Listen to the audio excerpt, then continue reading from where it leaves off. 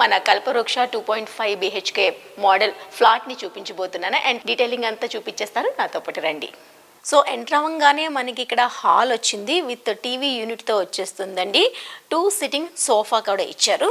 So కంఫర్ట్గా మనకి ఉన్న స్పేస్ని ఎంత చక్కగా యూజ్ చేసుకోవచ్చు అని చెప్పేసి డిజైన్ చేసిన ఈ స్పేస్లో మనకి 2 సిట్టింగ్ సోఫా వస్తుంది, టీవీ యూనిట్ వాల్కి వచ్చేస్తుంది అండ్ బ్యాక్గ్రౌండ్లో మీరు చూసుకున్న వాల్ ప్యాలెట్ అనేది ఈ విధంగా మనకి డెకరేట్ చేశారు.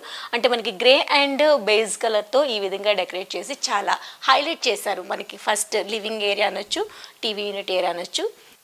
సో ఇప్పుడు హాల్కి డైనింగ్ ఏరియాకి చిన్న పార్టీషన్ ఏదైతే తీసుకున్నారో ఇక్కడ ఉన్న ఏరియాలో మనకి డైనింగ్ టేబుల్ రావాలి, క్రోకరీ యూనిట్ కూడా రావాలి. కాబట్టి ఈ స్పేస్ని ఎంత చక్కగా యూజ్ చేసుకున్నారో చూడండి. ఇక్కడ వచ్చేసరికి మనకి 6 సీటర్ 4 సీటర్ చైర్స్తో ఉండే ఒక డైనింగ్ టేబుల్ రావాలంటే కంజెస్టెడ్ అయిపోతుంది. అందుకని ఎలా ప్లాన్ చేయొచ్చు అంటే 2 సిట్టింగ్ పొజిషన్లో ఉండే చైర్స్ ఇచ్చేశారు.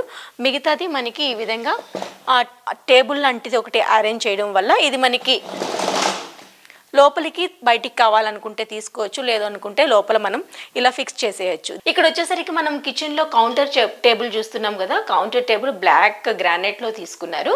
ఇక్కడ ఒక 4 బర్నర్ స్టవ్ ఇచ్చారండి. ఇక్కడ మనకి చిమ్నీ వచ్చేస్తుంది.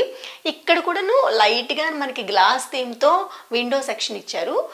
కిచెన్కి చక్కగా ఉన్న స్పేస్ని యూజ్ చేసుకుంటూ వెంటిలేషన్ కూడా ఇచ్చారు. ఇక్కడ మనకి మాస్టర్ బెడ్రూమ్లో అన్నీ కూడా అరేంజ్ చేయడం జరిగింది. చూస్తే కనుక టీవీ యూనిట్ ఉంది, మంచి బెడ్ ఉంది, ఒక విండో వచ్చింది, బ్యాక్గ్రౌండ్లో వాల్ డిజైనింగ్ వచ్చింది అండ్ నాకు లెఫ్ట్ సైడ్లో వార్డ్రోబ్స్ కూడా వచ్చాయి విత్ మిర్రర్తో వచ్చేసాయి. మీరు ఇక్కడ గమనిస్తే కనుక వార్డ్రోబ్స్ మిర్రర్ అంటే మనకి వేరేగా డ్రెస్సింగ్ టేబుల్ అవసరం లేకుండా వార్డ్రోబ్లోనే మనకి మిర్రర్ రావడం వల్ల చాలా కంఫర్ట్గా ఉంటుందన్నమాట. ఇక్కడ దీనికి ఆపోజిట్లో ఒక వాష్ ఏరియా బాత్రూమ్ కూడా ఇచ్చేశారు.